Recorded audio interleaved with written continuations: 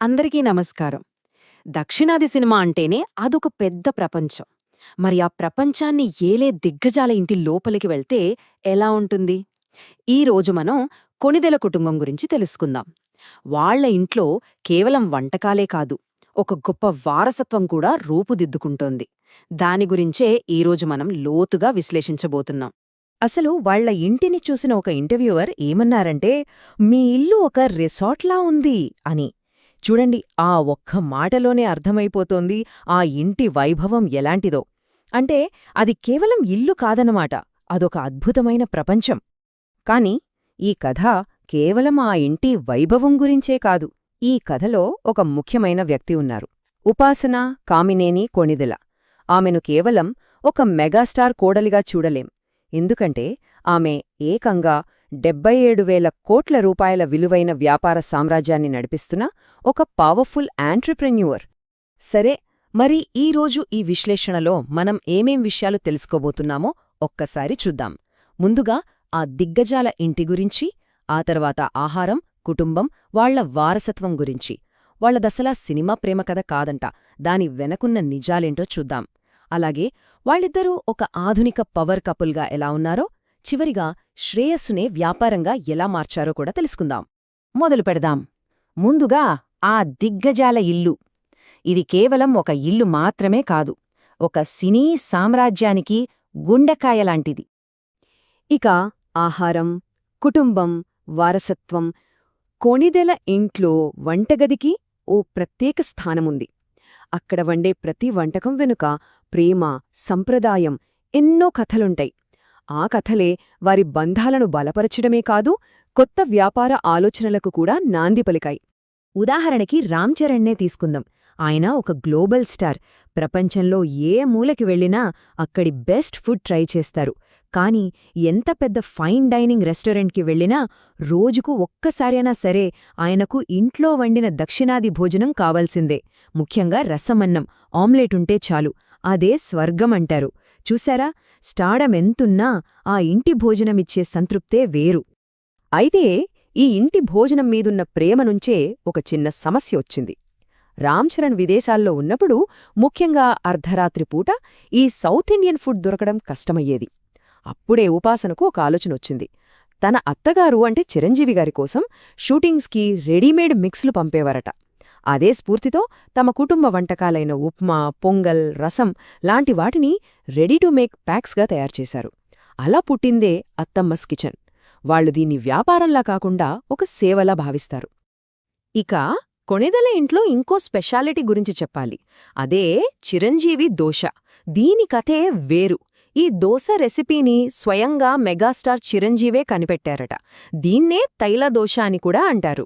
పల్లిపచ్చడి, special కుర్మాతో serve చేసే ఈ దోశ వాళ్ల ఇంట్లో తప్ప బయట ఎక్కడా దొరకదు. అదొక సీక్రెట్ ఫ్యామిలీ రెసిపీ అన్నమాట. వాళ్ల ఇంట్లో సంప్రదాయ వంటకాలకి కూడా అంతే ప్రాధాన్యత ఇస్తారు. ఉదాహరణకి రాగి సంగటి. దాన్ని తినడానికి కూడా ఒక పద్ధతి ఉంది. ముందుగా ఆ రాగి ముద్ద మధ్యలో ఒక చిన్న గొయ్యిలా చేసి అందులో కాస్త నెయ్యి వెయ్యాలి. ఆ నెయ్యిని మెల్లగా రాగిలో కలుపుకొని వేడివేడి మటన్ పులుసుతో తింటే ఉంటుంది. అబ్బా, ఆ రుచే వేరు. ఇంతసేపు ఆహారం, కుటుంబం గురించి మాట్లాడుకున్నాం కదా. ఇప్పుడు రామ్ చరణ్, ఉపాసనల ప్రేమ కథ గురించి తెలుసుకుందాం. కాని ఒక్క విషయం, ఇది మనం ఊహించుకునే సినిమా ప్రేమ కథలాంటిది మాత్రం కాదు. దీని వెనుక చాలా వాస్తవికత ఉంది. వాళ్ల ప్రేమకథలో ఒక సరదా సంఘటన ఉంది. అదే ఫేమస్ ఐస్ క్రీం డేట్. తన మీద రామ్ చరణ్కి ఉన్న ప్రేమను టెస్ట్ చేద్దామని అనుకున్నారో ఏమో ఉపాసన, ఆయన్ని బాగా రద్దీగా ఉండే మార్కెట్లోని ఒక ఐస్ క్రీం షాప్కి తీసుకెళ్లమని అడిగారట. ఇక ఊహించుకోవచ్చు అక్కడ ఏమై ఉంటుందో. అభిమానులు వాళ్ల కారు డోర్లను బాదడం మొదలుపెట్టారు. ఇది వాళ్ల రియల్ లైఫ్లోని ఒక మెమొరబుల్ మూమెంట్. అందుకే ఉపాసన ఎప్పుడూ చెప్తారు, మాది అంత సినిమాటిక్ లవ్ స్టోరీ కాదు, మగధీర సినిమాలో లాగా ఒకరినొకరు తాకగానే స్పార్కొచ్చేలేదు. లేదు, మేం వాస్తవంలో బ్రతికామని. ఈ మాటలు వాళ్ల బంధం ఎంత సహజంగా, వాస్తవానికి దగ్గరగా ఉందో తెలియజేస్తాయి. సో ప్రేమ, పెళ్లి తర్వాత ఒక ఆధునిక పవర్ కపుల్గా వాళ్ల ప్రయాణం ఎలా సాగింది? ముఖ్యంగా ఒక సినీ దిగ్గజాల కుటుంబంలోకి అడుగుపెట్టాక ఎదురయ్యే సవాళ్లను వాళ్లు ఎలా ఎదుర్కొన్నారు? విచిత్రమేంటంటే ఇద్దరూ ఒకే నగరంలో పెరిగారు. వాళ్ళ ఫ్రెండ్స్ సర్కిల్ కూడా దాదాపు ఒక్కటే. అయినా కూడా వాళ్ళ పెళ్లి అంటే రెండు భిన్నమైన ప్రపంచాలు ఒకటవడం లాంటిది. ఒకవైపు సినిమా గ్లామర్, మరోవైపు కార్పొరేట్ ప్రపంచం. రెండిటిని బ్యాలెన్స్ చేయడానికి వాళ్లకొక కొత్త లైఫ్ మాన్యువల్ అవసరమైందట. అలాంటి పరిస్థితుల్లో ఉపాసనకు తన అత్తగారు అంటే సురేఖగారు ఒక విలువైన సలహా ఇచ్చారట. చూసిందే నమ్మాలి, ప్రతి ఒక్కరూ చెప్పే ప్రతిదాన్ని గుడ్డిగా నమ్మొద్దు అని. ముఖ్యంగా సినీ పరిశ్రమలో ఉన్నవాళ్లకు ఇది ఎంత ముఖ్యమైన సలహానో కదా. ఇక ఫైనల్గా ఉపాసన వ్యాపార దక్షత గురించి మాట్లాడుకుందాం.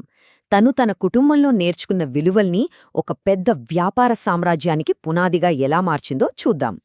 ఆమె నడిపిస్తున్న యోర్ లైఫ్ అనే వెల్నెస్ కంపెనీ లక్ష్యమేంటో తెలుసా? ఎక్కువ మంది మహిళలు ఉద్యోగాల్లోకి రావాలి, వాళ్లకు పనిచేసే చోట ఒక సురక్షితమైన సపోర్టివ్ వాతావరణం ఉండాలి. అందుకే కార్పొరేట్ కంపెనీలకు వాళ్ల ఉద్యోగుల శారీరక, మానసిక ఆరోగ్యం కోసం అవసరమైన అన్ని సేవలను అందిస్తోంది ఈ సంస్థ. సో ఇక్కడ మనం ఒక కనెక్షన్ చూడొచ్చు. తన ఇంట్లో, తన కుటుంబంలో తను చూసిన ఆ సపోర్టివ్ వాతావరణం అనే సూత్రాన్ని ఇప్పుడు దేశవ్యాప్తంగా కార్పొరేట్ కంపెనీల్లో పనిచేసే ఉద్యోగుల కోసం అమలు చేస్తోంది. కుటుంబం నుంచి కార్పొరేట్ వరకు ఆ మూలసూత్రం మాత్రం మారలేదు. చివరిగా ఒక ప్రశ్న. ఇంత గ్లామర్, ఇంత గ్లోబల్ స్టార్డమ్ మధ్య అసలైన వారసత్వమనేది వెండితెర మీద కనిపించే నటనలో ఉందా, లేక ఇంట్లో అందరూ కలిసి కూర్చుని తినే భోజన బల్ల దగ్గర పుడుతుందా? దీని గురించి ఆలోచించాల్సిన విషయమే.